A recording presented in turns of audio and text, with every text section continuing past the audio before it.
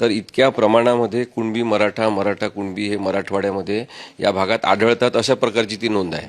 मग ती नोंद जी आहे ती आता परिवार म्हणजे कुटुंबनिहाय तपासणी करून घेत असताना त्या कुटुंबाने हे सिद्ध केलं पाहिजे की ते मराठा कुणबी किंवा कुणबी मराठा अशा स्वरूपात जात लावत होते, मग त्यांचा ओबीसी मध्ये प्रवर्गात समावेश करण्यात येईल।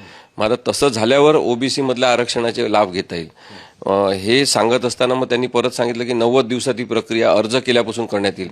म्हणजे त्या माणसाला अर्ज करायचा आहे, त्यांनी टायटलच त्याचं असं दिलेलं आहे की ज्यांची अशी मागणी असेल त्यांनी स्वतःला पात्र ठरवलं पाहिजे आणि ते पात्रतेचे निकष मग अंमलबजावणीच्या पातळीवर कसे लावणार याची स्पष्टता या गॅझेटमध्ये नाही आहे। आणि त्यामुळे मला असं वाटतं की स्टेप बाय स्टेप त्याचे निकष त्याची प्रक्रिया ही नमूद करून जर GR काढण्यात आला असता तर परिणामकारकता अजून वाढवण्यात आली असती।